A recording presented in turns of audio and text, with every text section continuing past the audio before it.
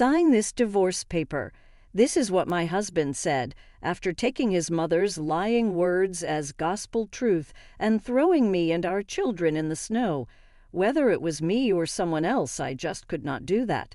I told my husband the truth, and that is, from here on out, I will be happy with the kids. My name is Jody. My second daughter was just a baby when her father, my ex-husband, died. Both my parents were already gone, and I was living in a house that had been left to me by my husband, but with a lot of help from my uncle and his wife, who lived close by.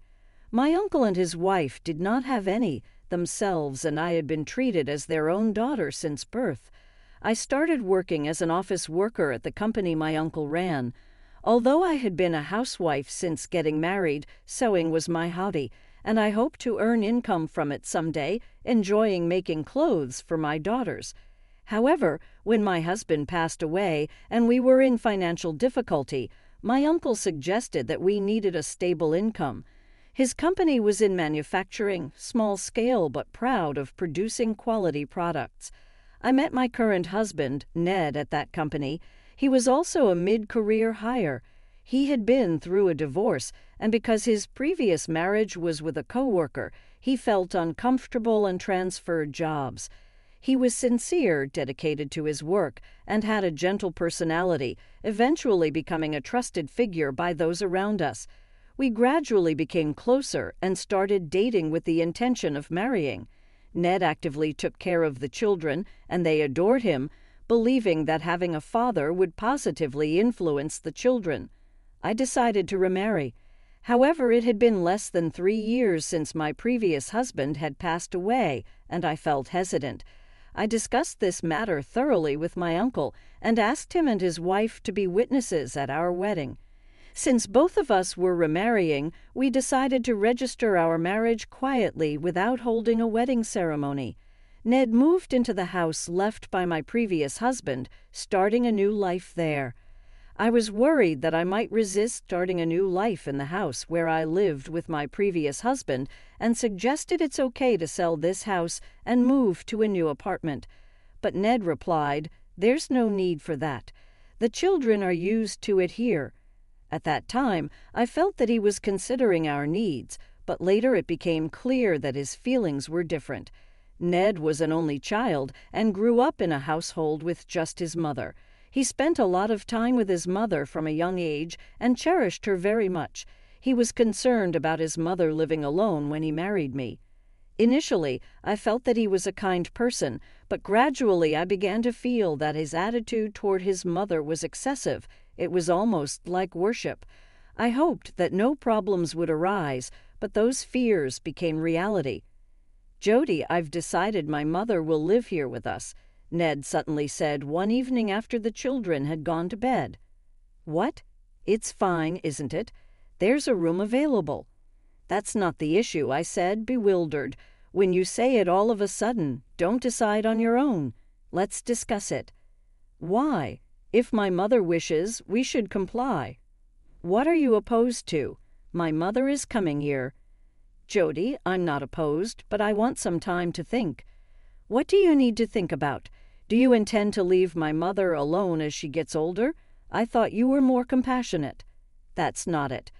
I had somehow thought that living with my mother-in-law might happen one day. However, I had only met her once when I greeted her at our wedding, and I don't know her well. Although Ned often told me about the wonderful aspects of his mother, it was always from his perspective, and to me she is still a stranger. I feel that suddenly proposing to live together without knowing how well our personalities would mesh is unreasonable. Being asked to suddenly live with my mother-in-law, who hardly knows me or the children, seems forceful. However, since Ned prioritizes his mother, I couldn't express this concern directly to him. Despite my continued ambiguous attitude and avoidance of a clear answer, my feelings were not understood, and eventually my mother-in-law arrived with her belongings on the next holiday. "Jody, I look forward to living together. Pansy and Hannah, I hope you will have fun with Grandma." "Yes. Hello. I am really happy to live in such a spacious house. It's thanks to Ned marrying you, Jody. I'm so lucky to have such a wonderful son. This house was originally built by my previous husband for our family, but my mother-in-law seems to take joy in crediting it to her son. Since she had already given up her previous apartment, I couldn't ask her to leave, and I was left without a way to handle the situation. As a result, I provided the spare room to my mother-in-law, and we started living together. For the children, having someone they had met only once suddenly come into their home and being asked to call her grandma was confusing. The children always stayed close to me and were hesitant around my mother-in-law. Yet she would criticize, "Why are they so unfriendly? Maybe it can't be helped since they don't carry Ned's blood. Jody, what kind of upbringing are you giving them?" My mother-in-law was constantly complaining. She did not take the children to daycare, nor did she prepare meals or bathe them. Moreover, she did not involve herself in any household chores. I was handling all the housework alone: laundry, meal preparation, and cleaning. All of it added to my burden. Even though my mother-in-law was not working, she relaxed at home, watching TV or sometimes going out to shop for things she liked. If she had the means to do so, I wished she would contribute a little to the living expenses, but she never did. I would have liked to set rules before agreeing to live together, but now it is too late. If I try to say anything to my mother-in-law, harsh words are sure to come back, making it difficult. It seems that all my actions and behavior are causing dissatisfaction for my mother-in-law. The house isn't perfectly clean. There's a problem with how the laundry is folded, meals are delayed, the food tastes bland, and she doesn't like how I interact with Ned. The list is endless. I am balancing work and home, giving my all to both child care and household duties. Ned, who used to actively take care of the children, now spends all his time with his mother since she moved in. Ned, your mother is well. It would really help if she could lend a hand. If she could at least look after the children, they might grow closer to their grandma. What are you talking about? Mom raised me by herself and has had a tough life working for many years. I want to let her rest a bit. If that's the case, can't you help out a little? I work in a hot field all year round with overtime every day. Jody, you work in a cool office and get to leave on time. That's true, but I work full-time, and after returning home, I'm swamped with housework and child care, leaving almost no time for myself. Even when I try to rest after the children have gone to sleep, I'm so exhausted that I end up falling asleep with them. Before I know it, morning arrives. This situation has been ongoing. Can't I ask my husband or mother-in-law for help? Furthermore, there's another thing I needed to convey to my mother-in-law. Since she arrived, our utility bills have significantly increased. Despite my efforts to save electricity, water, and gas, the consumption is terrible. Even when my mother-in-law is out, if I turn off the air conditioning, lights, or TV in her room, she would complain, "Why isn't my room comfortable when I return?" She also showers multiple times a day, using the shower and hair dryer as much as she wants. On days she goes out, the consumption of shampoo and body soap is also high. When I asked Ned to speak with her about saving a bit more, he only says, "Mom raised me alone and lived a poor life, so I want her to do as she pleases." Left with no choice, I decided to gently ask my mother-in-law directly. I also told Hannah and Pansy not to waste water or electricity. It would really help if you could cooperate a bit with saving. In response, she looked at me and retorted, "Are you making the children live such a miserable life too?" After voicing a complaint, my mother-in-law seemed to agree, saying, "Well, I understand Ned is earning for us, so I suppose I must endure a bit for his sake." However, this was just a facade. She had a completely different plan hidden beneath, as usual. After putting the children to bed, I dozed off, only to be abruptly awakened by Ned. "Jody, what terrible things have you said to Mom?" Confused and groggy, I couldn't grasp what was happening. Ned was glaring at me, filled with anger. "Why are you so cold?" he accused. "What are you talking about? The kids will wake up." Before I could finish, the 3-year-old Hannah woke up and began to cry. "You told Mom not to use water or electricity, didn't you?" Mom was trembling in a dark, cold room without lights or air conditioning. "What? Who do you think allows us to live here? I didn't think you were that kind of person." I hugged crying Hannah and pondered. I had no memory of saying such things to my mother-in-law, and this house wasn't built by Ned. "Ned, I didn't say it like that. I just asked for more cooperation with saving electricity and water. Wasn't your way of speaking too harsh? Mom was hurt by your words, but that really wasn't my intention." I was mistaken to believe that my mother-in-law had genuinely backed down. In fact, she had misled Ned with lies. Ned believed her words and sided with his mother over me. "Jody, apologize to Mom." "What? Just apologize, then Mom will understand." "Right, I don't understand why I need to apologize." Tears are welling up, but it seems I have no choice but to say sorry. She directly threw harsh words at me, but secretly fed lies to Ned while enduring such behavior from her. The days passed by. When would this end? The year became colder. Eventually, the holiday season came, and Ned was out. My mother-in-law was also out with friends, so she wasn't at home. I was spending a calm afternoon with the children for the first time in a while. As we read picture books and sipped hot chocolate, I saw snowflakes fluttering down outside the window. "Look, Pansy, Hannah, it's snowing." When I shouted, Pansy and Hannah cheered and ran towards the window. "Mommy, I want to make a snowman." "Me too," Hannah exclaimed. "Yes, if there's enough snow tomorrow morning, let's make a big snowman together." Yay! The children were unable to hide their excitement and frolicked about.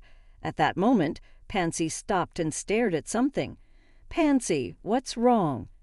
"Mommy, it's Grandma and Daddy." I sighed inwardly. They were back already. Before I could hear any complaints, I decided to start preparing dinner. Thinking this, I stood up, and at that moment, the front door opened with a loud noise. "Jody," I heard Ned yelling. "What's going on?" Not knowing what was happening, I rushed to the entrance, put on my sandals, and stepped out to the front. "What's going on? How could you not let Mom into the house on such a cold day? What if she got sick outside?" My mother-in-law, wiping tears from her eyes while looking down, passed between Ned and me and entered the house. "Did you lock Mom out?" "Oh, wasn't your mother out with friends?" "Don't lie. She said you made her go outside." "That's absolutely not true. She said she called but couldn't get anyone to let her in. I'm telling you I didn't do that." "Jody, you've been against living with my mom from the start, haven't you?" "But isn't this treatment too harsh?" "What? How did it come to this?" While we were arguing in front of the house, Pansy and Hannah came outside. "Mommy, what's happening?" "What's going on?" "It's nothing. It's cold. Go back inside." Before I could finish, the door suddenly closed. "What?" "Get out. Go outside and cool down in the cold air." "Wait a minute. This is my house. We're married, so it's my house too." I was locked out, standing in the cold, wearing only my sandals. Not only me, but the young children too. I finally understood. They were trying to push me out of the house and make it their own. How foolish had I been? The only people I could rely on were my uncle and his wife. In the chilly twilight, with snow swirling around us, we desperately headed for my uncle's house, clad only in our light clothes. As darkness gradually fell and the snow intensified, normally the children would have delighted in the snow, but they walked crying. When we saw the light from my uncle's house, I finally broke down and cried. "Uncle Joe, Ned kicked me out of the house," I said. My uncle responded, "Just as I thought. It's good that the marriage certificate hasn't been submitted yet." "What?" "Come on, let's get inside and warm up. Pansy and Hannah must be cold. Don't worry any more." That night we stayed at my uncle and aunt's house. I shared everything that had happened with them. They listened intently to my story as we considered what to do next. My uncle suggested, "Jody, let's go back and reclaim your house." We spent Christmas at my uncle's house, preparing the dishes together with my aunt. After a comforting celebration, though reluctant, I decided to return home. Once I left the children with my aunt and headed to the house in my uncle's car. I parked the car in the driveway and approached the front door alone, pressing the doorbell. "Yes," Ned answered. "It's me, Jody." "Jody, where have you been all this time? Are you done reflecting?" "There's nothing I need to reflect on." The call ended, and soon after, the door opened, and Ned appeared holding a document in his hand. "If you don't understand, it can't be helped. I don't need a wife like you," Ned said as he handed me the divorce papers. "Sign this divorce paper." I couldn't help but laugh. There's no way I could do that. "Well, that's right, isn't it? If you divorce me, you'll be a twice-divorced woman with 2 children. You probably have nowhere to run, right? Just apologize and I'll forgive you." "But we aren't married, are we?" "What? That's right. I'm not your wife or anything." "What? Yes, we're not married, but the marriage certificate, it wasn't submitted." "What? So we aren't married? I can't believe it. How can that be?" "The person who was supposed to act as a witness said he lost the form." "That's a lie. The story about losing the form was a lie, but the truth was that the form had never been submitted." Ned was speechless, his face turning pale. At that moment, a luxury car arrived. It was a high-end foreign car rarely seen around here. The person who stepped out of the car was my uncle. President Ned, my boy, I'm sorry about that. I lost the marriage certificate by mistake." "Ha, it's not a laughing matter. I'm truly sorry. I heard some unfavorable rumors about you, so I decided to wait and see before submitting the certificate." "Rumors? I heard you have a divorce history, paying property division and child support. I knew about the divorce, but you had hidden from Jody that you have children." "Why would you?" "The president of the company you used to work for is a friend of mine. He told me a bit about your situation." "What?" "There's no issue with you working at my company, but it's a different story when it comes to marrying my lovely niece." "What? Didn't Jody tell you her father was my brother?" "What were you targeting Jody for?" "Her house." "Trying to ease your mother's life."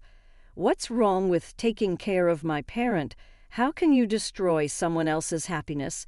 Leave Jody's house." "You tricked me." "Tricked is such a harsh word. I was thinking we could submit the form after you two were settled and had a proper discussion. Besides, it seems you were the one who deceived Jody." "Damn it." Ned, furious, tore up the divorce papers he was holding. "Thanks to my uncle, we were able to protect the house that my late husband had left for us. Ned and his mother moved out and started living in an affordable rental apartment. Ned quit his regular job and is now getting by with day-to-day part-time jobs while looking for stable employment. He continues to make payments for property division and child support to his ex-wife and their children, placing him under severe financial strain. I heard his situation is quite dire due to this ongoing financial burden. Moreover, his mother has a spending habit that makes it impossible for Ned, however hard he works, to keep up with her excessive spending.